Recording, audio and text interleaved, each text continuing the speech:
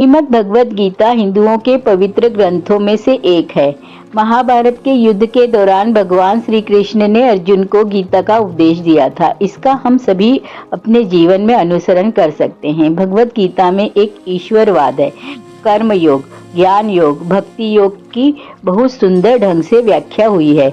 जिस प्रकार से एक आम इंसान समस्या से लड़ने के बजाय उससे भागने का मन बना लेता है, उसी प्रकार अर्जुन ने, जो इस महायुद्ध के महानायक, अपने सामने अपने सगे संबंधियों को देखकर समस्या से भयभीत होकर, निराश होकर मन में अपने क्षत्रिय धर्म से भाग जाना चाहते थे।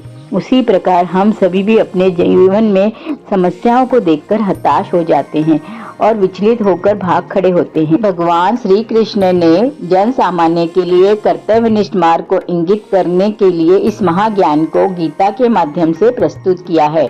दोस्तों, इस वीडियो के माध्यम से भगवान श्री कृष्ण के महाज्ञान के रहस्यों के बारे में जानकारी देना चाहते हैं, जो आपके अपने जीवन के सही मार्ग को देने में और सफलता पाने में मददगार होगी। इसलिए इस महाज्ञान के रहस्यों को जानने से पहले जय श्री कृष्ण सच्चे मन से बोलिए। जैसे मनुष्य अपने पुराने वस्त्रों को त्याग कर नए वस्त्रों को धारण करता है, ठीक उसी प्रकार आत्मा पुराने शरीर को त्याग कर नए शरीर को धारण करती है। एक व्यक्ति इस भौतिक शरीर रूपी रथ पर आरूढ़ है और उसकी बुद्धि उसकी सारथी है। मन उसका लगाम है तथा इंद्रियां घोड़े हैं। इसी प्रकार मन और इंद्रियों की संगति से यह आत्मा सुख या दुख भोगती है। कौन क्या कर रहा है, कैसे कर रहा है, क्यों कर रहा है, इस बात से जितना दूर रहेंगे उतना ही खुश रहेंगे। समझदार व्यक्ति जब संबंध निभाना बंद कर देता है तो समझ लेना चाहिए कि आत्मसम्मान को कहीं ना कहीं ठेस पहुंची है। अहंकार, घमंड और क्रोध, निष्ठुरता, यह अज्ञान से उत्पन्न आसुरी राक्षस प्रकृति के लोगों के स्वभाव वालों से जितना दूर रहें, इन्हें अपने जीवन से त्याग दें। मोह उसी का करें जिसका आप पर अधिकार है। जिस पर आपका अधिकार ही नहीं, उससे मोह नहीं करना चाहिए। विषय वस्तुओं के बारे में सोचते रहने से उससे आसक्ति हो जाती है। इससे उनमें इच्छा और कामनाएं पैदा होती है और इस प्रकार की इच्छाओं में विघ्न आने पर क्रोध की उत्पत्ति होती है।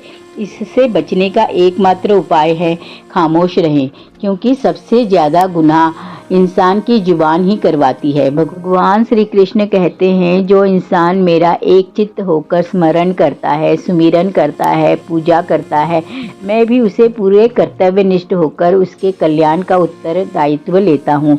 जो लोग भक्ति भाव में, श्रद्धा में विश्वास नहीं करते, वे मुझे प्राप्त नहीं कर सकते। अतः वे इस भौतिक जगत में जन्म मरण के मार्ग में वापस आते जाते रहते हैं। मौन सबसे अच्छा उत्तर है ऐसे व्यक्ति के लिए जो आपके शब्दों को महत्व नहीं देता। किसी काम की चिंता करना ठीक है, परंतु चिंता इतनी भी नहीं करनी चाहिए कि वह काम ही बिगड़ जाए। अच्छी नीयत से किया गया काम कभी व्यर्थ नहीं जाता और उसका फल जरूर मिलता है। आप अपनी गलतियों से कुछ सीखते हो तो वह आपके लिए सफलता की सीढ़ियां बन जाती है, अन्यथा वही गलतियां सागर बनकर डुबो देती हैं। निर्णय आपका है, गलतियों से सीखना है अथवा डूबना है। समस्या इतनी ताकतवर नहीं होती जितना हम उसे मान लेते हैं। कभी आपने सुना है, अंधेरा कभी रोक पाया है सुबह के प्रकाश को निकलने से?